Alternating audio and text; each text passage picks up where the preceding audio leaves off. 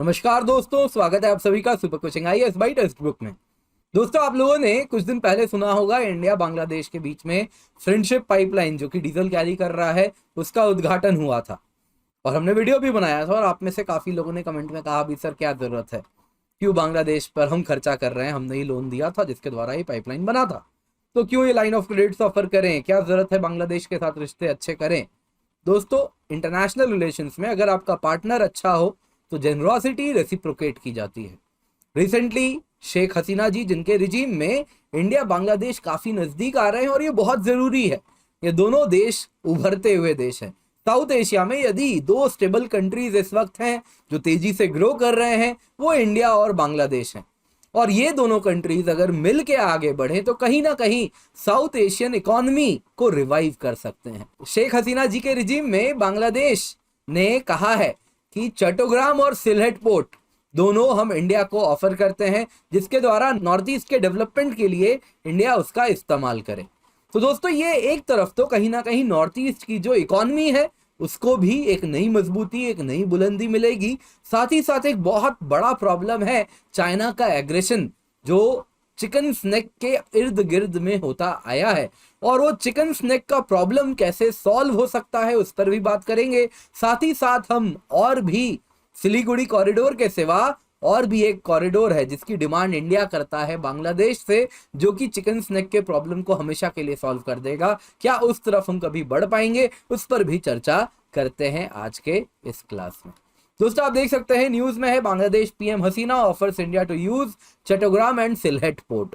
तो दोस्तों, बांग्लादेश की प्राइम मिनिस्टर शेख हसीना जी ने कहा है कि India Chattogram is official name of Chittagong port, तो चट्टग्राम पोर्ट का इस्तेमाल करें, यानी चिटागोंग पोर्ट का इस्तेमाल करें, साथ ही साथ सिलहट पोर्ट का इस्तेमाल करें। तो आपको बता देता हूं, आप मैप में देख सकते हैं, दिस इज चिटागोंग और यहाँ पे आप देखें तो ये सिलहट है। और सिलहट में तो समुद्र दूर दूर तक नहीं है। यहाँ पे कौन सा पोर्ट हो गया बताऊंगा मैं। तो चिटागोंग और सिलहट पोर्ट को शेख हसीना जी ने कहा है इंडिया इस्तेमाल करे, जिसके द्वारा पीपल टू पीपल कांटेक्ट मजबूत होगा और इस इलाके में कहीं ना कहीं कनेक्टिविटी भी बुलंद होगी, मजबूत होगी। तो ये पूरी वार्तालाप जो हुई है वो शेख हसीना जी और श्री राम माधव जी के बीच में हुआ है। राम माधव जी इंडिया फाउंडेशन को रिप्रेजेंट करते हुए उस वक्त शेख हसीना जी से बात कर रहे थे। वैसे आपको बता देता हूं, राम माधव जी एक बहुत ही इन्फ्लुएंशियल पॉलिटिशियन है जो कि रूलिंग पार्टी में है, नेशनल रूलिंग पार्टी में है इस वक्त। तो इस वजह से उनके बीच में जो वार्तालाप हुई है वो काफी अहम बताई जा रही है। तो यहाँ पे आपको कह देता हूं, जो शेख हसीना जी ने कहा है ये बिल्कुल नया नहीं है। कहीं ना कहीं 2010 से अगर आप देखें तो बातचीत इस तरफ चल ही रही है। तो इंडिया और बांग्लादेश ने पहली बार ट्रांजिट एग्रीमेंट नवंबर 2010 में साइन किया था, जिसके अंतर्गत दो कंट्रीज ने फाइनली 2015 में एमओयू साइन किया, जो कि अलाउ करता है इंडिया को चट्टग्राम पोर्ट और मोंगला पोर्ट जिसका वो इस्तेमाल करे। और इसके लिए इंडिया क्या कर सकता है, कोलकाता पोर्ट से मोंगला और चट्टग्राम पोर्ट में सामान भेज सकता है और इन समुद्री पोर्ट से सामान को भेजा जाएगा। तो ये 4 बॉर्डर पोस्ट हैं। यहाँ पे अगर आप देखें तो इनलैंड बॉर्डर पोस्ट हैं, जहां से अगर आप देखें तो यहां से सामान जाएगा और ये भारत के 3 राज्यों में घुस सकते हैं। तो इस प्रकार से अगर आप देखें तो ऑलरेडी बातचीत चल रही है। इसके सिवा आप देख सकते हैं रेल लिंक भी इंडिया बांग्लादेश बॉर्डर के बीच में बन चुका है, जो कि आप देख सकते हैं कोलकाता को फर्दर कनेक्ट करता है ढाका होते हुए, कुछ इस प्रकार से अखौरा होते हुए अगरतला, और फर्दर नॉर्थ ईस्ट कनेक्टिविटी हमें मिल रही है। तो दोस्तों, यहाँ पे बहुत जरूरी है, जो शेख हसीना जी ने बात की है वो 2 पोर्ट्स की बात कर रहे हैं, जिसमें से एक है चिटागोंग पोर्ट या फिर ऑफिशियली जिसको हम कहते हैं चट्टग्राम पोर्ट, जो कि आप देख रहे हैं कुछ यहाँ पर है। तो चिटागोंग या फिर चट्टग्राम पोर्ट अगर आप देखें तो ये स्ट्रेटेजिकली लोकेटेड है, बहुत करीब है इंडिया के नॉर्थ ईस्ट के। तो आप देख सकते हैं इसका जो लोकेशन है चट्टग्राम पोर्ट का, आप देखें तो यहाँ पे नॉर्थ ईस्ट के भी करीब है। साथ ही साथ अगर आप देखें तो यहाँ पे म्यांमार भी है, सदर्न पार्ट ऑफ चाइना भी है। तो ये बहुत ही स्ट्रेटेजिक लोकेशन पे ये पोर्ट है और ये बहुत ही वेल डेवलप्ड पोर्ट है। ये पोर्ट सिटी अगर आप देखें तो 12% ऑफ बांग्लादेश की इकोनॉमी को अकेला चिटागोंग कंट्रीब्यूट करता है।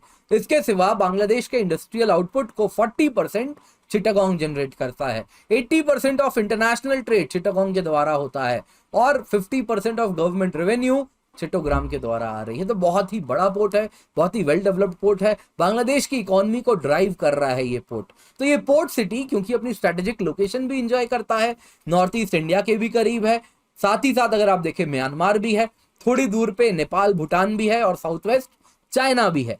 तो इन सारे इलाकों के करीब होने के वजह से कहीं ना कहीं ये एक ऐसा लोकेशन कमांड कर रहा है कि इसका जो हिंटरलैंड हो रहा है इस पोर्ट का वो बहुत बड़ा हो रहा है। तो कहीं ना कहीं ये पूरे इस इलाके की इकोनॉमी को अकेला ये पोर्ट कमांड कर सकता है। अकेला ये पोर्ट इस पूरे इलाके की इकोनॉमी को ट्रांसफॉर्म भी कर सकता है, इंक्लूडिंग नॉर्थ ईस्ट इंडिया।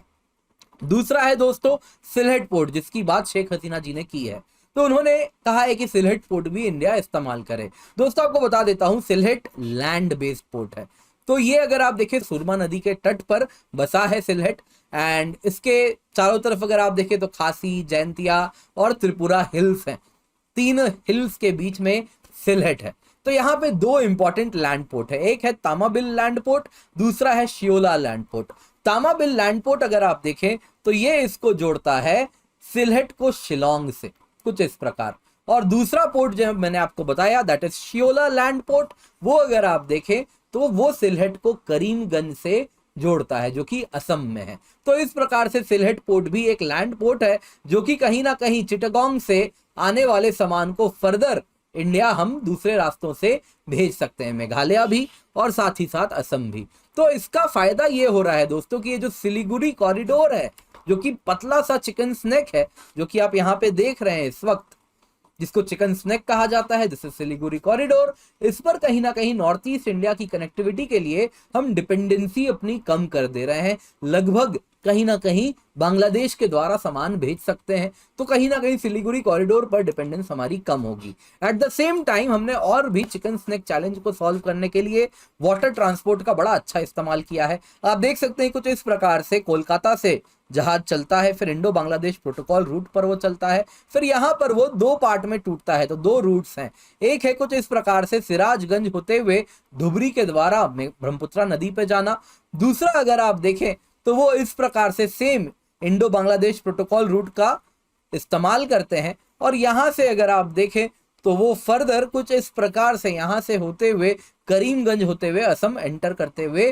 कहीं ना कहीं इंडिया एंटर कर जाते हैं। तो इस प्रकार से चिकन स्नैक पे जो हमारी डिपेंडेंस है विद रिस्पेक्ट टू लॉजिस्टिक्स हम कम कर रहे हैं। पर दोस्तों जैसा कहा जाता है इंटरनेशनल रिलेशंस में, कभी never put your eggs in one basket, है ना, all eggs in one basket कभी नहीं डालना, एग्स को हमेशा डिस्ट्रीब्यूट किया जाना चाहिए। तो आपने देखा बांग्लादेश पर हम ऑलरेडी काफी इन्वेस्ट कर रहे हैं, इस प्रकार के जो रूट्स हैं वो भी हम ओपन कर रहे हैं, वाटरवेज, रेलवेज, रोडवेज सब कुछ हम ओपन कर रहे हैं। But at the same time हम म्यांमार के थ्रू भी एक ऑल्टरनेट रास्ता खोल के रखे हैं, जिसमें क्या हो रहा है, कोलकाता से सामान चलेगा और सितवे पोर्ट में जाएगा। This is called as Kaladan multi modal transit project, जिसमें सितवे पोर्ट से उतर के कालादान नदी के द्वारा रिवर ट्रांसपोर्ट के थ्रू सामान आगे जाएगा और फिर रोड पालीटेवा में वो रोडवेज के द्वारा फर्दर इंडियन बॉर्डर को पार करते हुए इंडिया में एंटर कर जाएगा। तो ये एक ऑल्टरनेट रूट दे रहा है जिसके द्वारा हम नॉर्थ ईस्ट से कनेक्टिविटी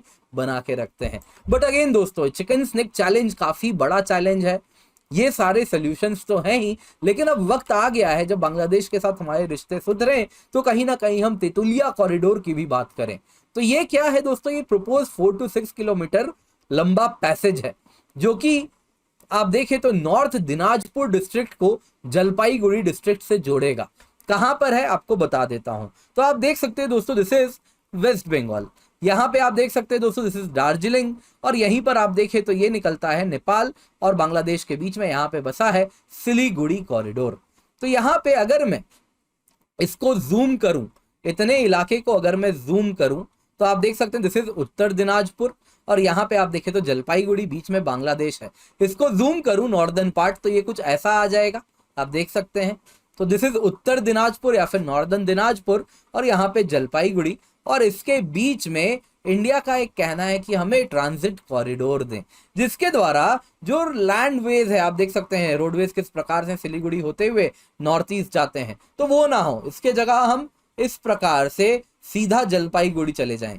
तो आप देख सकते हैं भागाबाटी होते हुए सीधा जलपाईगुड़ी से एंटर कर जाएं और फिर धूपगढ़ी होते हुए फर्दर नॉर्थ ईस्ट इंडिया में हम एंटर कर जाएं। तो यहाँ पे हमने एक डिमांड की है कि यहाँ पे तितुलिया कॉरिडोर बनाया जाए, जो कि 4 से 6 किलोमीटर का ही लंबा है, ज्यादा लंबा है नहीं।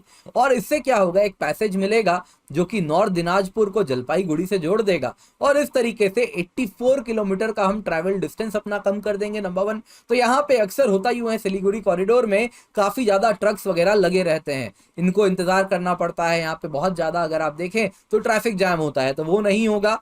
एक हमें ऑल्टरनेट रास्ता भी मिलेगा ट्रक्स के लिए, यहाँ से वो सीधे सीधे जा सकेंगे। साथ ही साथ नॉर्थ ईस्ट इंडिया के लिए एक ऑल्टरनेट पैसेज वे भी बनेगा।